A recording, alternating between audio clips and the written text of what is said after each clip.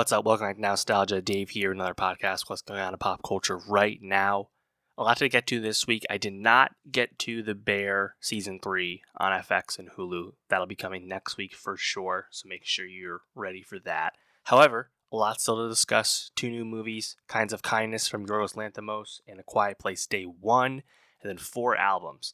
New album from Camila Cabello, and then 3 rap albums, Lupe Fiasco, Thee Stallion, and Headie One. Very exciting. So make sure you subscribe, youtube.com/nostalgiapod, linktree.com/nostalgiapod, see links below. Get the best of 2024 Spotify playlist link below. Let me know it's good, and let's get into it. What's up? Welcome to Nostalgia. Dave here with a review of Lupe Fiasco's 9th album, Samurai. Lupe, Chicago rap OG, back. He's been very prolific in his, quote, older years, as we know. 2 years since his last album, Drill Music in Zion, which I liked quite a bit.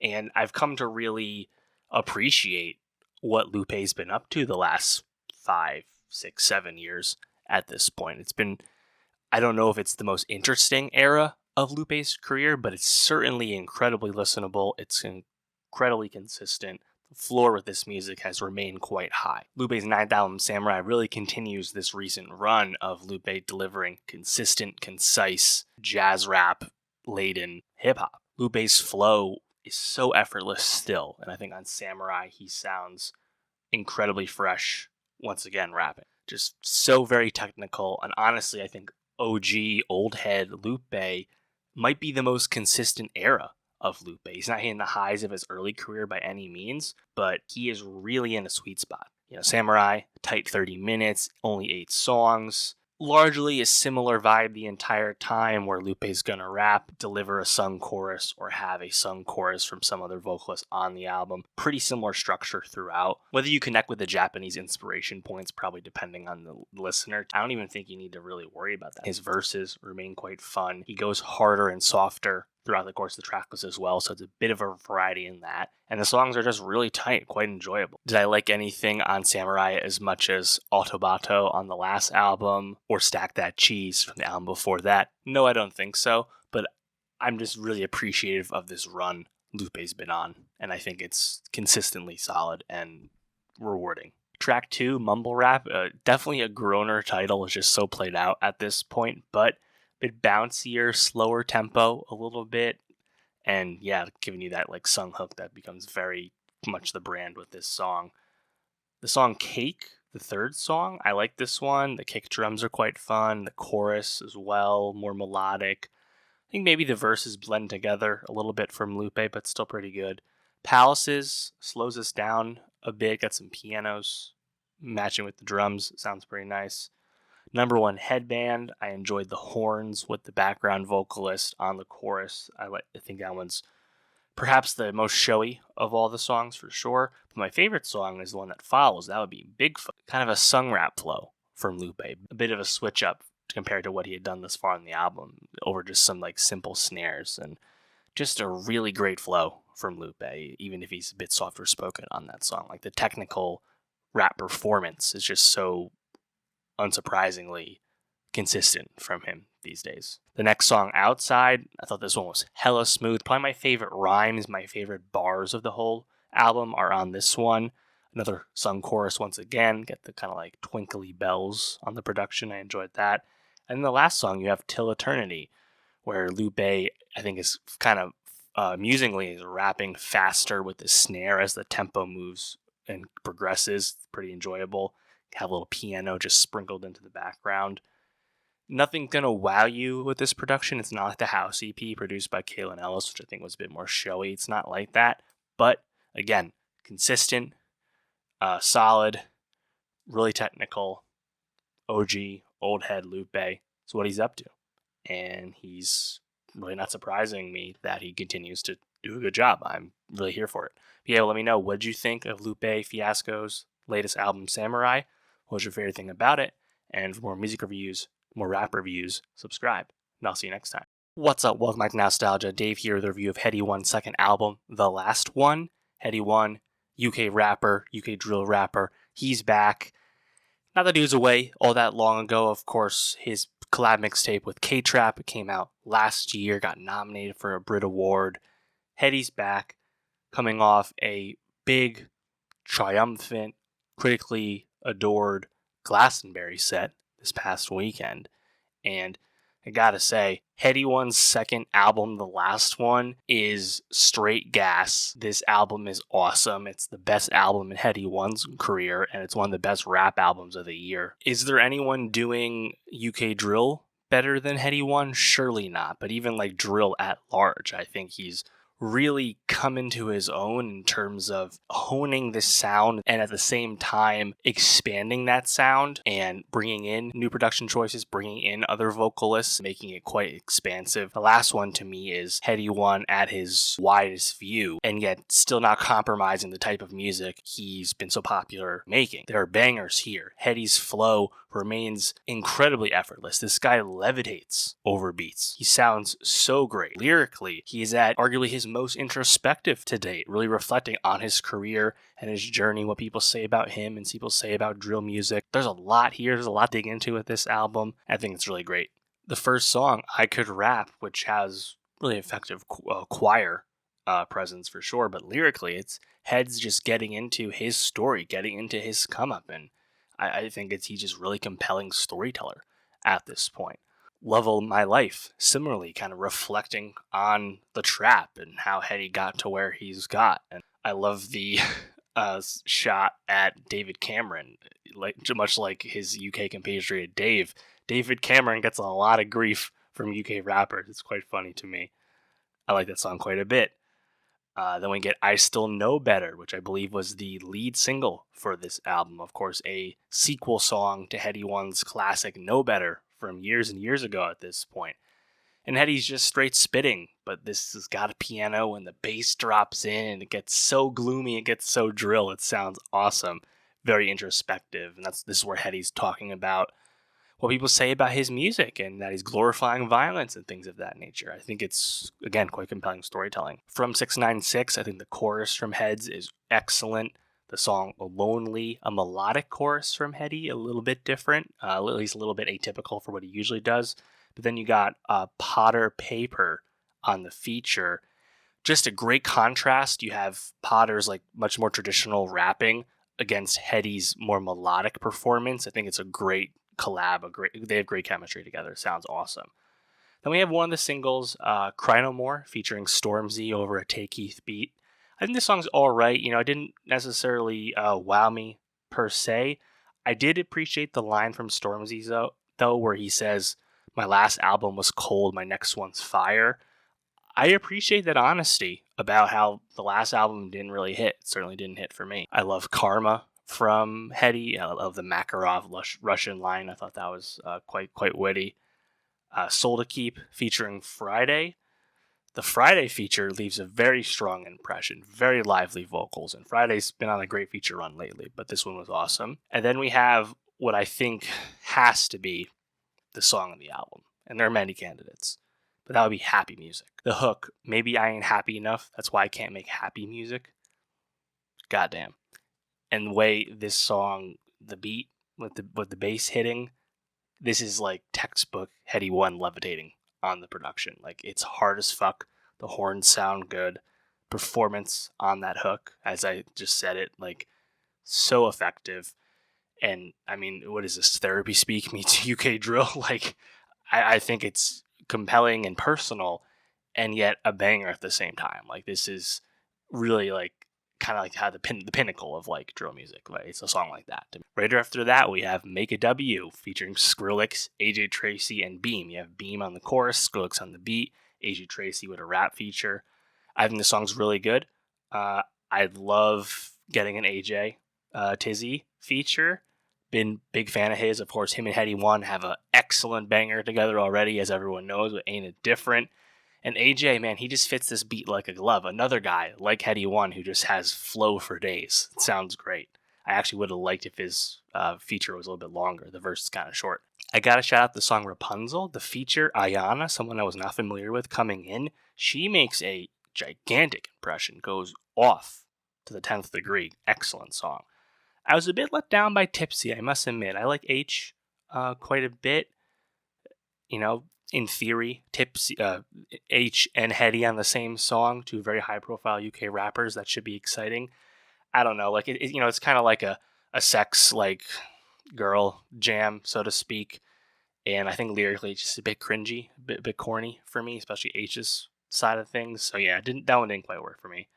And I think at this point the album starts to slow down a bit. Like I wish the Sampha feature hit a bit harder than it did. Definitely doesn't compare to the Sampha feature that Headie One and Fred Again had on the song Soldiers from a few years ago. That's a tremendous song. This one doesn't quite make as big of an impression for me.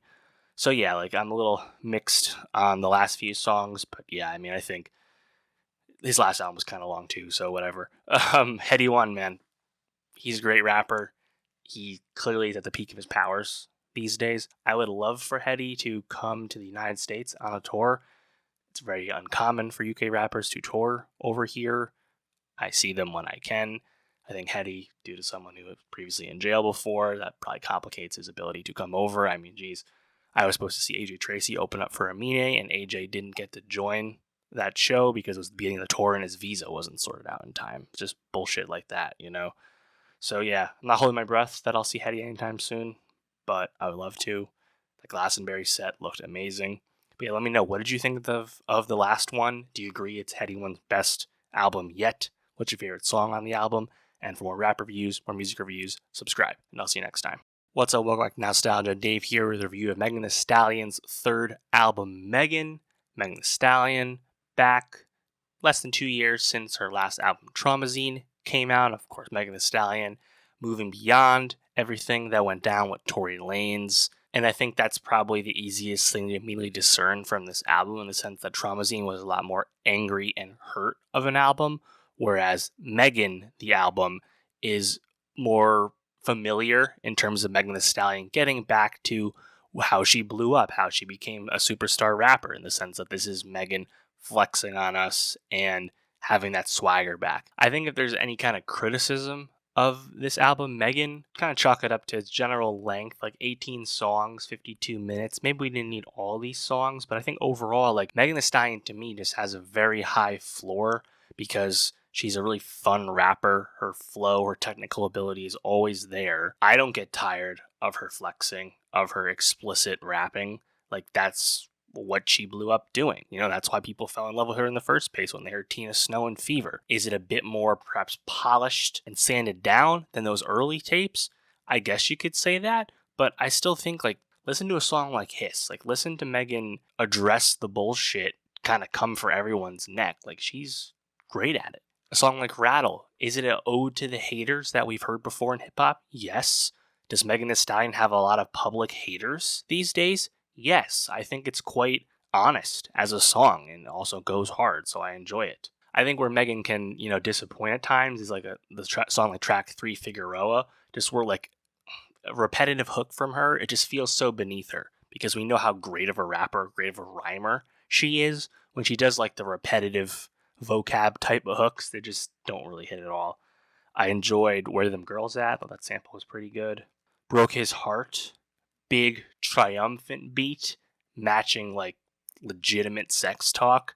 Really funny contrast to me. I think this song's pretty funny and enjoyable and kind of similar to like OG, like original Megan, to be honest. I love Otaku Hot Girl. I just think it's great rapping from Megan, but also we finally got like a Megan song about her love of anime. Of course, she's done the cosplay with shoes before. She's made reference and openly talked about her fan of anime and Japanese culture, but now you have it in the song. There's anime references throughout the bars and the punchlines, and it goes hard. Like, what more could you ask for? Mamushi, I enjoyed this one quite a bit. I thought the chemistry with the feature Yuki Chiba was actually quite strong.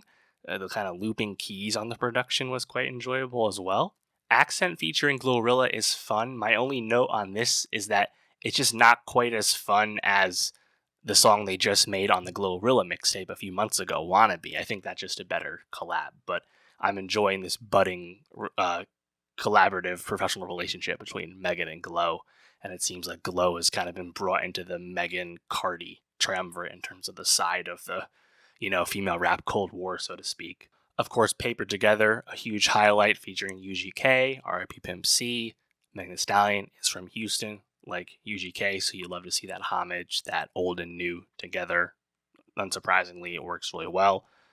The next song, Spin, featuring Victoria Monet. I think this song is solid. I would have liked it to be a little bit better, just because Victoria Monet is coming off such a big year. Of course, all the Grammy love. Jaguar 2, the big breakout for her. I would have loved this song to hit just a little bit harder. I really enjoy Worthy. This song is bouncy with kind of like a funky underline to it. Chorus is definitely different, lighter, more melodic from Megan. I think that's an interesting lane from her, even if it's definitely not the sound she usually does or the sound I think we want from her, but it was interesting to hear. Moody Girl, I thought this one was just fun from the rapping side of things because it sounded like a bit of a new flow from Meg, just a different pocket that she was in. So I thought that was kind of a fun contrast to some of the rest of the track list. So I think I would have liked this song to be a little higher up the track list, just kind of switch it up a little bit, because Megan can kind of fall into the familiarity of some of her strongest flows, and the sameness can fit in even if it's still quality rapping the entire time. So it would have been nice to maybe get that a little bit sooner. And then we end with Cobra, which was, I guess, the lead single on this album. I believe that came out before Hiss. One's quite old at this point, but still a solid song. And you have Boa on here as well, which is another one of the early singles. So yeah, I think Megan Thee Stallion, have we gotten back to the heights of WAP between Megan and Cardi? No. I thought Traumazine was pretty good. There was definitely some highlights on that. I think this album, Megan's pretty good. There's definitely some highlights on it, and I like Megan Thee Stallion a lot. I think she's one of the better rappers we have right now. And the further we get from all the Tory BS and the ridiculous way she was covered and talked about by certain people in certain, pseudo media circles, the better things will be for rap and for Megan as well. And I think this feels like Megan getting back to normal, so to speak, after Traumazine was a very necessary and justified reflection on a specific thing that happened to her, right? So yeah, let me know, what'd you think of Megan Thee Stallion's third album, Megan? What was your favorite song on it? And for more music reviews, more rap reviews, subscribe, and I'll see you next time. What's up? Welcome back to Nostalgia. Dave here with a review of Camila Cabello's fourth album, XOXO. Camila Cabello, pop star, Fifth Harmony alum, of course the most established soloist of all the former Fifth Party members. We know it well at this point. And yeah, Camila Cabello has begun a sonic reinvention, a path forth for new sonic ideas, which was made abundantly clear with the release of the lead single, I Love It, featuring Playboi Carti. And on one hand, it's something you can look on with a glass half full kind of view, an artist deciding to do something new, taking a risk, which is usually commendable, independent of the results. You like to see someone not playing it safe. On the other hand, it does come across as perhaps a bit of brand management, tactical change to the musical career, given that Camila is often kind of looped into the bucket of pop stars that are kind of lacking the lore, so to speak, and how lore and meta-ness and memedom is so integral to getting attention, even though that in theory should be antithetical to the success of your art. I think people understand how that works within pop these days. So I was coming in with an open mind, wasn't really sure what to expect with this Camila album after hearing I Love It. And she's an artist who I've enjoyed some of her solo work before. Of course, Havana was a monster hit, but also for good reason. I enjoyed other moments on that debut album. I thought the second album also had some highlights for sure. And even if maybe she had been a bit uneven to this point, I definitely think there was things to like about Camila. Camila Cabello's fourth album, XOXO, is a long way off from Havana. That much is obvious. And this sonic reinvention from Camila, it comes across as somewhat effective, I would say. The production choices are definitely a change for Camila, and that's probably the most consistent thing about this album. The lead single, I Love It, was suggesting a hyperpop lane. She doesn't really go down this lane on the rest of the album. I think the biggest issue with a lot of these choices being a bit less traditional with the sound and kind of positioning herself as more edgy with her lyrics, even if I don't think it's that much of a risk a lot of the time songwriting wise. Camila's vocal performance is very uneven on this album. I don't think this type of genre shift necessarily suits her. She's given us good strong songwriting before. I didn't feel like the album really backed up how it was discussed, and the intrigue isn't there beyond the surface. I Love It in particular is really quite the curious song to me, just because Camila and Playboi Carti have next to no chemistry on this song. Like, Carti just very much feels copy pasted onto the song. And yet, there are moments of it that I kind of like, even if I also at the same time think the song is bad. It's definitely a curious one. The Diamonds on My Chain with the V-cut performance from Camila, like, that's very catchy with the pitched up voice, and in a sense that almost meets Carti, but then Carti jumps in and he's just kind of doing his mumbling, current voice these days. And it's a weird song. It's a song I listened to a few times, though, I'll admit, so I don't know. I think the second song, Chanel Number 5, one of the stronger ones on the whole track list, to be honest. I enjoyed the vocals from Camila in this one just because it's a lot more playful. And then on the other hand, the second verse, the auto-tune is super OD on that one, perhaps too much. The fourth song, though, He Knows, featuring Lil Nas X, I thought this song was not good at all. I thought both of them in particular were quite bad. They don't really match the energy of each other, and it's continuing a pretty poor run of form from Lil Nas X, to be honest, an artist who I still like. But yeah, this one was, I think, just kind of weird. 20-somethings is funny because you get like acoustic sounds for the first time on the tracklist at this point. It really comes out of nowhere, but I think the song's actually pretty okay. Dade County Dreaming, featuring both City Girls, JT and Young Miami, despite the fact that the City Girls are seemingly broken up and currently beefing. Perhaps this is the swan song for the City Girls. Of course, the Miami connection between Camila and the City Girls.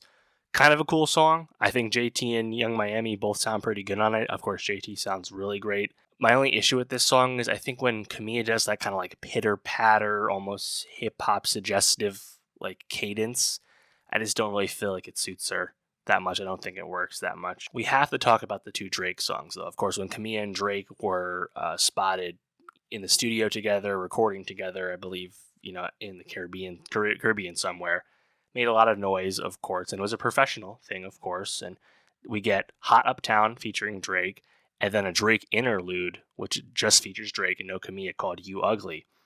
And Hot Uptown, I think, is great. This is a very much melodic Drake, but Camila and Drake are almost in the mood, in the vein of almost like a classic Drake-Rihanna collab, to be honest. Maybe that sounds blasphemous, but I thought they really worked together great on the song. I thought Drake was right at home on this. Think Passion Fruit, think Hotline Bling, like very much leaning into that side of himself for sure. Of course, this is coming at a hilarious time, and what a bad beat for Camila that she gets a huge Drake feature and not a throwaway one by any means. And of course, it's coming at Drake at his culturally weakest moment, of course, following the Kendrick beef and the summer of Kendrick with Not Like Us, etc., etc. You know the story. There was some talk that maybe this song was supposed to be a single for this album, and then they swapped it out at Drake's request, and the Lil Nas X song became one of the singles instead. Not sure if that'll ever be confirmed, but I think it's actually a good song, and I think people will discover it over time, because Drake's popularity is not going to take much of a hit, as we know, so it'll just take a little time, I'd imagine. But yeah, I think that song's pretty good. You Ugly, I mean, it's you can kind of guess what Drake's talking about. It's fine. Dream Girls, I didn't quite place the sample, but I really enjoyed this song. I think the snare tempo is pretty fun. BOAT, like, I think there's some moments on that one that I enjoy where Camila is almost kind of like flowing with the beat. Sounds pretty cool. Pretty When I Cry, this one's upbeat. This one's surprisingly upbeat given the title, and I think this song's actually quite fun. And then the last song, June Gloom, slow moments, but I think this clearly the strongest lyrics on the whole album. And yeah, I think that's actually like a great closer with Pretty When I Cry and June Gloom, to be honest. And that's actually where I think the lyrics actually kind of work with Camila, who's trying to be suggestive and edgy throughout the whole album, again, to pretty up and down effectiveness. But on the last song, June Gloom, does she get this wet for you, baby? I mean, like, that's a very explicit bar, So yeah, I think this is probably, we would think, the sign of Camila taking this to the next level. So maybe the next album will kind of hone this for Camila, because a lot of this sonically, production-wise, is new for her. And I think if she could get the pen more consistent and focused like she did on the first two albums, maybe we're on to something here. I'm not opposed to this reinvention at all. I just think it's kind of up and down so far. But we'll see how it progresses. And I think the Drake song's awesome. But yeah, let me know. What did you think of Camila Cabello's fourth album, XOXO? What did you think of this sonic pivot? And for more music reviews, subscribe, and I'll see you next time. What's up? Welcome back to Nostalgia. Dave here with a review of Kinds of Kindness, the new anthology film from Yorgos Lanthimos. Yes, Yorgos is in fact back, only 6 months since Poor Things, of course, released. Big hit worldwide, Oscar contender, Emma Stone winning Best Actress. You know the story. It was a big movie. And Yorgos really wasting no time getting back in the saddle again with Emma Stone, now their third film in a row. Kinds of Kindness also features Jesse Plemons in his first Yorgos role. Stone and Plemons are really the two leads across this film, which has 3 distinct parts, 3 distinct anthology films, where the cast remains the same, but of course they're playing different characters across each film, and the roles wax and wane in terms of size and relevance to the story. Also filling out this cast, we have Yorgos veteran Willem Dafoe, Margaret Qualley, Hong Chow, Joe Alwyn, Mamadou Athie, and then in one of the films, Hunter Schafer as well. This film premiered back at Cannes just last month and is getting a pretty wide release already thus far in weekend 2 of release here in the States from Searchlight. Kind of a curious movie to release in the middle of the summer, and so quickly since Yorgos' last film. I guess that kind of speaks to the Yorgos brand and worldwide brand, cinema in the world of cinema for sure, and also the enduring star power of Emma Stone, the signature actress of her generation, ostensibly. And yeah, I think it's a fun bet. Unfortunately, Kinds of Kindness didn't really work for me. 3 distinct individual films coming together to a 2-hour and 44-minute runtime, and it's not an issue with the length per se. It's just that the length lends itself to some tedium, some boredom, some less effective scenes and moments. I think Kinds of Kindness would have been more enjoyable and less alienating if it maybe focused on 1 or 2 of the threads throughout. So there's certainly a lot here. It's absolutely worth watching if you're a Yorgos fan or if you're just into absurdist and strange film. It's great to see Plemons fit right into the Yorgos world for the first time, and Emma Stone, unsurprisingly, is great like she always is. I think it's just kind of hard to connect to something that is so intentionally obtuse, and when you're immediately flipping the script and going into a brand new story with brand new characters, but still kind of doing something similar thematically, I don't know, it's a bit of a tough sit at times. The first film, The Death of RMF, this one is, I think, probably the most solid, although it's probably my second least favorite. This is the one where Jesse Plemons is married to Hong Chow, and Jesse Plemons' character, everything about his life is dictated by this wealthy man, Raymond, played by Willem Dafoe. And when Plemons' character finally defies him, his life spirals out of control, and it's really a story about control. I think it was pretty solid. Plemons was really committed to it. Kinds of Kindness really, each time, each of the films, the lead character spirals as things go awry. So, like, looking back, it's kind of spinning the wheel, but it's the first time you get it, so maybe it's the best. I'm not sure. I thought it was okay. The second film, RMF is Flying, probably my favorite. This is the one where Jesse Plemons is married to Emma Stone, and Emma Stone's character was lost at sea during a marine research incident, but she comes back.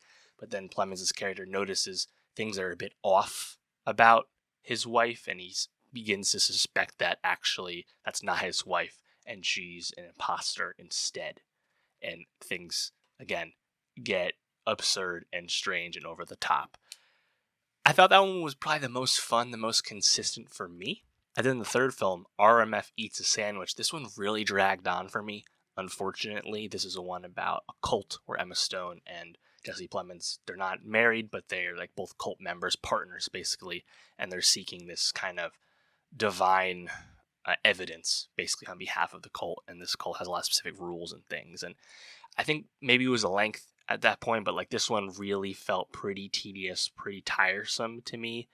This is the scene. This is the one where you get the kind of viral Emma Stone dancing number that's in the marketing for Kinds of Kindness, similar to her past Yorgos work, lean into it for sure. But when I got it, I was like, oh man, I kind of just need this to end at this point. I mean, yeah, I just really struggled with this overall, even if I can appreciate what it's going for. I think of the last 5 Yorgos movies, it's just clearly the least effective of them all. And it's by design. Yorgos is intentionally making something so unlike Poor Things, which ended up being pretty populous, but also Poor Things, you could kind of wrap your head around what it was about and its message and things of that nature, right? Kinds of Kindness is strange. It's odd. It's hard to explain.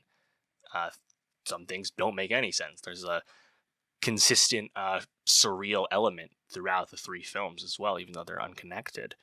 And it's just, in a sense, maybe Yorgos getting back to his Greek filmmaking roots, his early films, pre-Dogtooth. I guess you could say that in a certain sense. But yeah, ultimately, I just had a hard time being consistently into the film, and I think that's really just a product of when it's that absurd and that hard to nail down. If you're not really being grabbed by everything, then the tedium might start to set in. So that's me. I'm sure there's plenty of people that'll like Kinds of Kindness a lot more than me, but if that's you, please let me know why. What worked for you? What made you enjoy it more than I? Maybe you're watching this on Hulu eventually, and you get to pause the movie or watch the shorts separately. Maybe that's a better way to appreciate the film versus a long sit at the theater. Let me know if that was you. And yeah, for more movie reviews, subscribe, and I'll see you next time. What's up? Welcome to Nostalgia. Dave here with a review of A Quiet Place Day 1, starring Lupita Nyong'o and Joseph Quinn. This is the first A Quiet Place prequel, of course, following up A Quiet Place from 2018 and A Quiet Place Part 2 from 2021. The franchise spawned from, of course, John Krasinski's creative mind, who wrote and directed the first 2 films. Krasinski still has a story by credit for Day 1, but now the directing and screenplay duties fall to Michael Sarnowski, following up his film Pig with Nicolas Cage, which was a movie I liked quite a bit. Quiet Place Day 1 is a really effective prequel in the sense that it's very self-contained, very much need no further knowledge of the first 2 Quiet Place movies to understand the film. It is a bit different than those movies. This kind of leans into monster science fiction film, albeit of the moodier, more pathos-leaning side of things due to Michael Sarnowski's touch at the helm. It's not really that scary per se. A lot of it takes place in the daylight. I think that's a big factor. But it is kind of interestingly drawn in the sense that it's not trying to show you the true Day 1, this is how things happened and everything went to shit. It's really centered on Lupita Nyong'o's character Sam. And the beginning of the apocalypse, in a sense, presents Sam with an opportunity to briefly connect with her lost life as everything else falls to the wayside in society. Sam meets Joseph Quinn's Eric, who ends up helping her on her quest. Top tier movie Cat. Sam's cat has a lot of screen time, very much a part of the story and the plot. Pretty cool. You do get Jamin Hanchu in the film as well, who was in Quiet Place Part 2, but it's a very small role. There are some clever elements with the storytelling, namely how characters will use the weather, such as rain and thunder, to mask their sound and, of course, hide from the monsters. And, these films have to work in a certain way because, of course, the whole conceit is that if you talk, you die. Doing that in a urban setting, this movie takes place in New York City, very much different from the country setting of the first 2 Quiet Place films. So there's a lot of, I think, changes to the vibe, even if it's still probably quite familiar to a Quiet Place viewer. In the end, I don't think there's a dynamite set piece to the film. It's pretty lean. It's only an hour and 40 minutes long. Maybe it could have used some kind of big wow per se, but ultimately nothing really surprised. But it's still pretty effective, pretty tight for what it is. And I think that's pretty good for a prequel. Yes, did you need a prequel to A Quiet Place? No. On the other hand, it's pretty ripe to just kind of make one, This has been a pretty solid and strongly performing franchise. A Quiet Place Part 2 ended up being a pretty good hit, despite being released in the pandemic box office, so I don't really begrudge them for making the film, and I think Sarnowski actually ends up being a pretty good fit for this type of story, grounded around Sam's character specifically. you can definitely draw some similarities to Pig in terms of the movie almost subverting audience expectations and what it ends up being about, what it ends up showing you. So I guess it's a bit interesting in that regard. The movie wasn't actually filmed in New York, but I think the sound stages they did use, as well as like London backdrops and stuff, it looks pretty credible. And in general, I'm just kind of in the bag for like seeing apocalyptic city situations, and especially the beginning of an apocalypse. So even though that's not really what this is about, things just kind of happen pretty quickly and you're kind of off to the races per se. I think the table setting of the beginning of the movie works pretty well. And I guess the only other thing that kind of factors in is, of course, because sound is so important to survival in the story, there's not a lot of dialogue in A Quiet Place Day One, not dissimilar to the past films, but I think that really means you have to communicate atmosphere and you have to communicate tone in a really effective way. And I think Nyong'o does a really good job of conveying what Sam is feeling and what her motivations are, even when she doesn't get to speak a whole lot. She does get to kind of establish her character in the beginning of the film when she is able to speak before everything goes to shit, of course. So I think that does help. And she's definitely a more well-rounded character than Quinn's Eric. But I think Quinn, this is the first big role from him post Stranger Things the past season. And he does really well. I think he plays off Nyong'o quite well, which is no small feat, of course. She's one of our great actresses. And even though he's kind of very much in support of her, he only has, I think, one extended scene where he goes to get her meds where he's basically alone.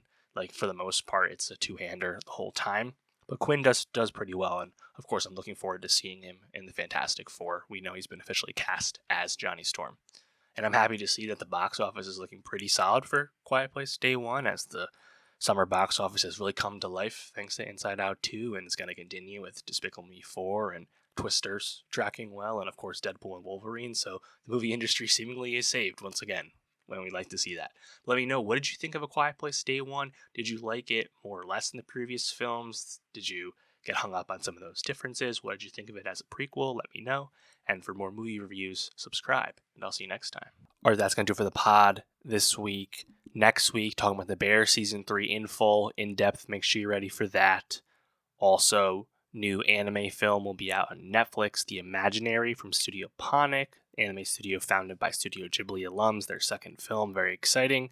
New album from G-Idol as well, and I'm sure we'll find some other stuff to discuss, usually a little quieter around 4th of July. Nonetheless, make sure you subscribe, youtube.com/nostalgiapod, linktree.com/nostalgiapod, see links below. Get the best of 2024 Spotify playlist linked below. Let me know it's good, and I'll see you next week.